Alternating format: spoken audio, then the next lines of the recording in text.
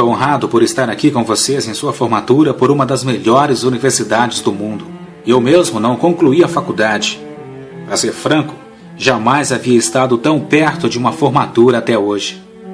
Pretendo lhes contar 3 histórias sobre a minha vida. Só isso. Nada demais, apenas 3 histórias. A primeira é sobre ligar os pontos. Eu larguei o Reed College depois de um semestre, mas continuei assistindo algumas aulas por mais 18 meses antes de desistir de vez. Por que eu desisti? Tudo começou antes de eu nascer. Minha mãe biológica era jovem e não era casada.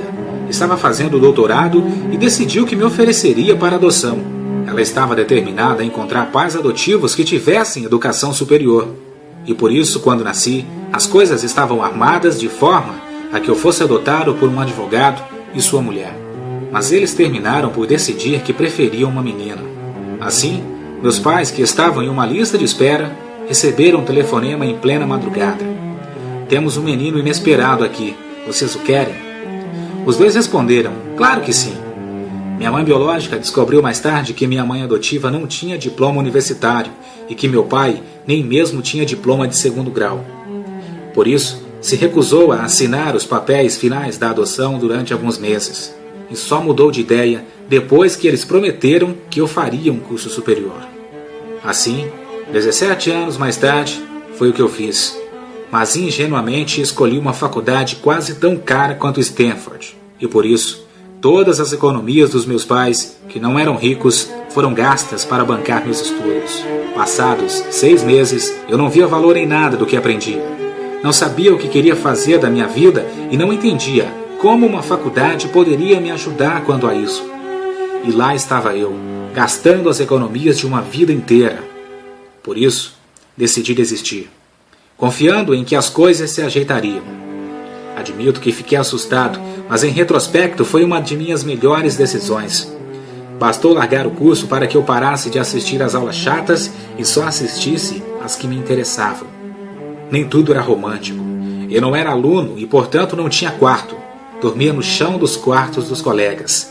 Vendia garrafas vazias de refrigerante para conseguir dinheiro e caminhava 11 quilômetros a cada noite de domingo, porque um templo Hare Krishna oferecia uma refeição gratuita. Eu adorava minha vida. E boa parte daquilo em que tropecei seguindo minha curiosidade e intuição se provou valioso mais tarde. Vou oferecer um exemplo. Na época, o Reed College talvez tivesse o melhor curso de caligrafia do país. Todos os cartazes e etiquetas do campus eram escritos em letra belíssima. Como eu não tinha que assistir às aulas normais, decidi aprender caligrafia. Aprendi sobre tipos com e sem serifa, sobre as variações no espaço entre diferentes combinações de letras, sobre as características que definem a qualidade de uma tipografia. Era belo, histórico e sutilmente artístico de uma maneira inacessível à ciência. Fiquei fascinado, mas não havia nenhuma esperança de aplicar aquilo em minha vida. No entanto, 10 anos mais tarde, quando estávamos projetando o primeiro Macintosh, me lembrei de tudo aquilo. E o projeto do Mac incluía esse aprendizado. Foi o primeiro computador com uma bela tipografia. Sem aquele curso, o Mac não teria múltiplas fontes. E como o Windows copiou o Mac, talvez nenhum computador viesse a oferecê-las. É claro que conectar os pontos era impossível na minha era de faculdade, mas em retrospecto, 10 anos mais tarde, tudo ficava bem claro. Repito, os pontos só se conectam em retrospecto. Por isso, é preciso confiar em que estarão conectados no futuro. É preciso confiar em algo. Seu instinto, o destino, o karma, não importa. Essa abordagem jamais me decepcionou e mudou minha vida. A segunda história é sobre amor e perda. Tive sorte. Descobri o que amava bem cedo na vida. Woz e eu criamos a Apple na garagem dos meus pais, quando eu tinha 20 anos. Trabalhávamos muito, e em 10 anos a empresa tinha crescido de 2 pessoas e uma garagem a 4.000 pessoas e $2 bilhões. Havíamos lançado nossa melhor criação, o Macintosh, um ano antes e eu mal completara 30 anos. Foi então que acabei demitido. Como alguém pode ser despedido da empresa que criou? Bem, à medida que a empresa crescia, Contratamos alguém supostamente muito talentoso para dirigir a Apple comigo, e por um ano as coisas foram bem. Mas nossas visões sobre o futuro começaram a divergir e terminamos rompendo. Mas o conselho ficou do lado dele. Por isso, aos 30 anos, eu estava desempregado. E de modo muito público, o foco de minha vida adulta havia desaparecido e a dor foi devastadora. Por alguns meses, eu não sabia o que fazer. Sentia que havia desapontado a geração anterior de empresários, derrubado o bastão que havia recebido. Desculpei-me diante de pessoas como David Packard e Rob Nuss. Meu fracasso foi muito divulgado e pensei em sair do vale. Mas logo percebi que eu amava o que fazia. O que acontecera na Apple não mudou esse amor. Apesar da rejeição, o amor permanecia e por isso decidi recomeçar. Não percebi na época, mas ser demitido da Apple foi a melhor coisa que poderia ter acontecido. O peso do sucesso foi substituído pela leveza do recomeço. Isso me libertou para um dos mais criativos períodos da minha vida. Nos 5 anos seguintes, criei 2 empresas, a Next e a Pixar, e me apaixonei por uma pessoa maravilhosa que veio a ser minha mulher. A Pixar criou o primeiro filme animado por computador, Toy Story, e é hoje o estúdio de animação mais bem sucedido do mundo. E estranhamente, a Apple comprou a Next, e voltei à empresa e a tecnologia desenvolvida na Next é o cerne do atual renascimento da Apple. E eu e Lorraine temos uma família maravilhosa. Estou certo de que nada disso teria acontecido sem a demissão.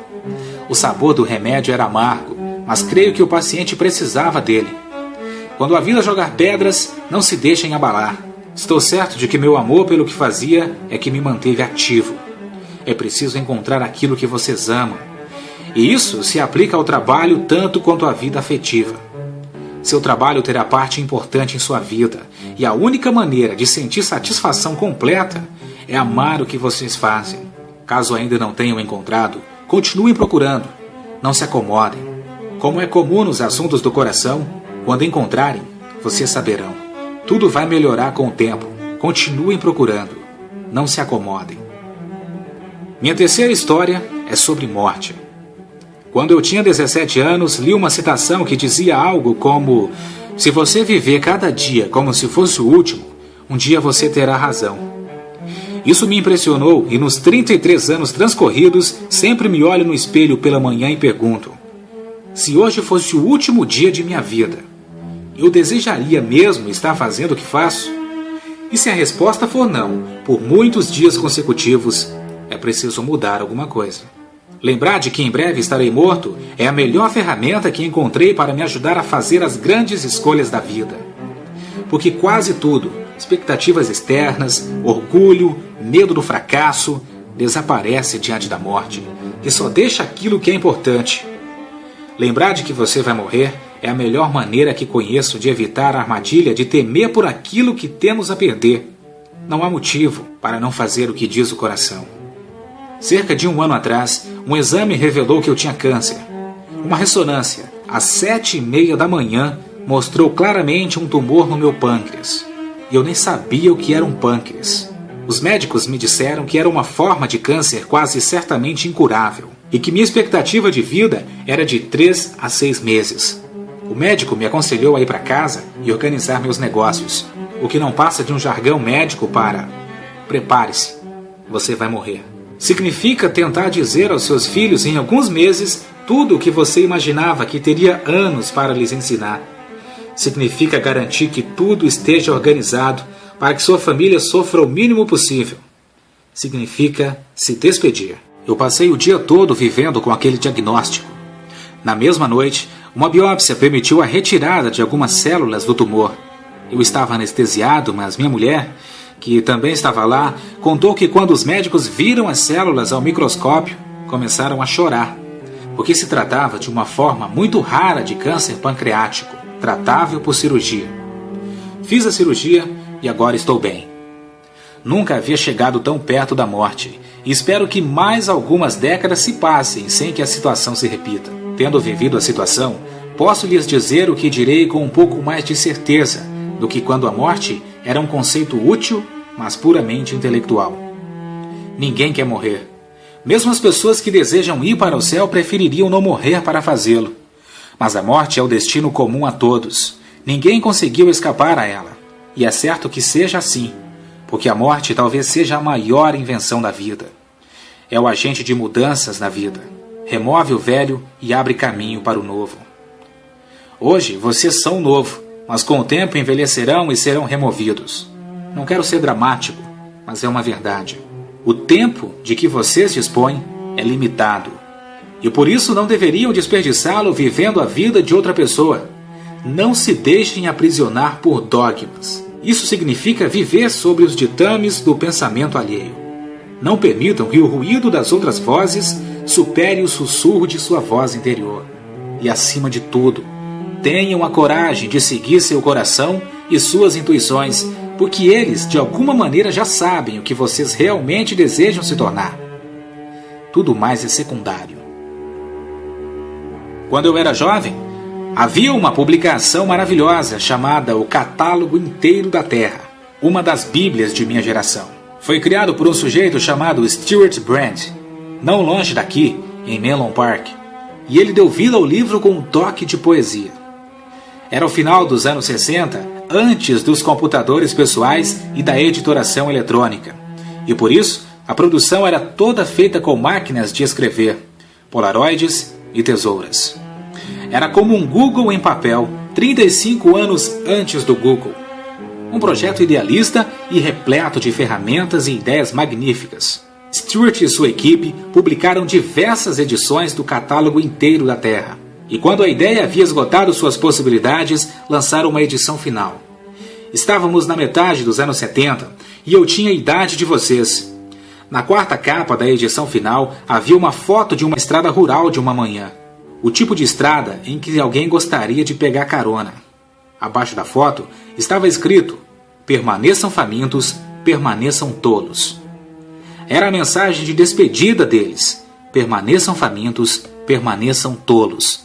Foi o que eu sempre desejei para mim mesmo, e é o que eu desejo a vocês em sua formatura e em seu novo começo. Mantenham-se famintos, mantenham-se tolos. Muito obrigado a todos.